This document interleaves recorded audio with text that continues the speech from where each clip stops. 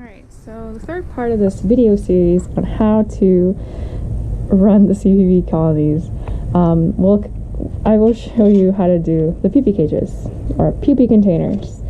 So what do we do with these containers that are in the adult cages? So I'll show you what that is, but I'll also show you that we also have these two bins that have pupae.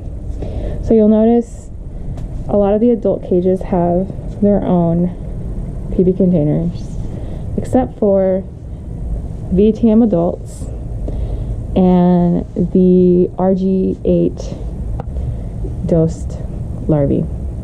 The reason for that is that we get so many pupae that come out of those cages that we dedicate an entire bin to them. And so in here we have the VTM pupae, and they're all at this stage either developing into pupae or have already sort of transformed into their pupal stage. And in this cage, it's just soil that's kept very moist so that it doesn't dry out. It's important that this soil stays pretty, I wouldn't say completely wet, but nice and moist, that it doesn't dry out, because that will affect the development of these pupae, and we get usually pupae that struggle to sort of remove themselves from their old skins, and they get these weird deformities. And so to prevent that, we make sure that these bins are misted with just water, and we use these misters with the pump to basically just give them a nice covering of mist. So VTM has its own. When there are adults, usually adults will hang around the edges. We don't have any right now, but what you would do is pick up all those adults, and you can put them in a container or use your hands, and those adults will then get placed into the VTM cage. For the other bin, for the RG8 dosed, which is here, we do the same thing. So we check them for any adults that might have emerged. This takes a little bit of time just because it's hard to see adults against soil. They kind of camouflage, and it does take a little bit of careful sort of inspection. So do spend a little bit of time scanning for them. What does help sometimes is placing maybe the day before a little leaflet onto the soil, and usually that will sort of attract any adults, and you can find them easier like that. But again, when you see adults, you grab them, put them in a container, or use your hands, and they go into their respective cages. So for this cage right now, since we don't have adults, there will be an RG8 adult cage just for this line, but I'm just showing you that it has to be sort of matching the bin. And so then that's for the bins. Now we'll show you how, or what we do with these containers. So I'm showing you here an example of the Wisconsin susceptible pupae container. You don't have to label anything here. All we want to do is check these containers for newly emerged adults. As you can see, there's one here, there's one there, and there's one that's about to come out. And so what you would do is put these adults in one of our deli containers. You can use forceps to transfer them, or you can, if there's not a lot, you can just use your hands. Just make sure you put them in the right container. Sometimes you can also move the soil around, especially in the top layer, and see if there's any other adults that might have been stuck, but this one looks like it's done. When you're done with looking for adults, these guys get placed inside their cage, and very easily you can just transfer them like this and put their container back in here. And that's how you transfer the adults that have just emerged from these containers. But one thing that I haven't showed you yet is how do we put pupae in here, and so this section will then now show you that. So some cages, once the leaves are completely defoliated, we don't throw them away if, for example, if this would have came out from here, or if we would have cut some of these and had, you know, some plants that were completely defoliated, we don't throw away the pots from the larval cages, is what I'm saying. We keep them and we sift them for pupae. So for this cage, the Wisconsin susceptibles, we'll sort of use this one as an example. Make sure there aren't any larvae hanging around. Sometimes they do like to hang around the stems, or any adults as well. So with one of these, or you can take all of them out at the same time, but for an example, we have a bin here, and I like to use this deeper one.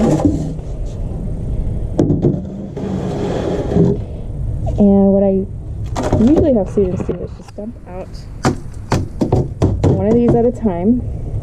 And for this, you can use gloves, which we have here, because students usually don't like getting their hands dirty in the soil. But what you basically are doing is you're looking around for any signs of pupae or developing pupae. So here we have an example of two. I don't know if you can see those guys. And I usually have a container handy, and if you're comfortable, you can grab them with your hand. But here I'll show you what we do. Just grab them with forceps. And as you continue to sort of break down this pot, you'll just keep sort of looking for more and more pupae. What helps, like a trick, is to shake it against a side, and that usually helps you break it down, and these pupae or larvae will just sort of drop off. As you can see, they'll just start dropping from the soil, and then you can quickly put them into another container as you continue to see more and more dropping. Oops. For me, it's easier just to do it with my hands. I don't really care too much about the soil in my fingers, but some students do, and so we have forceps just in case. And so yeah, just kind of hitting this against the side definitely helps loosen up the soil and get most of those larvae out. Another thing is to sort of move your hand around like this in case there's any ones that are hiding. And so you would do this for every pot for each cage, if there are any. And this is usually, like I said, when plants are defoliated, and we don't throw them out if they're coming out of a cage that has larvae. We keep them because there's pupae developing in them, and so we want to make sure we get adults out of those. Alright, so once you see that there are no longer anything coming out of the soil, it's always good to just double check, because they can, you can miss them. They're pretty easy, but sometimes they hide. So once you have your larvae that you've taken out from the pots, these guys will go back into this container or bin, whichever one you're working on. And here you just want to make sure that you make like a little hole. Doesn't have to be too deep, and you can just kind of put them in there in the soil, and make sure to cover them up, because we've noticed that adults, when they emerge, and if they've been waiting a long time, they will cannibalize other pupae if they're visible. or if they're exposed. So it's very important to make sure you cover them both in these containers and, well, the bins don't really matter too much, but you can also cover them up as well. And so some of these are not covered, and so what you would do to cover them is just put a little bit of soil on top, and so that protects them from drying out. And you might want to do that for both bins.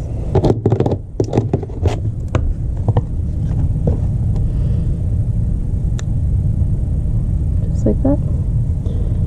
And that is all you would do for the pupae maintenance. It's definitely requires some digging around, and I'd say this is sort of something that you can do if you have extra time, but if you run out of time, don't feel pressured to do all of the pots. If you have time to do one, you can do one.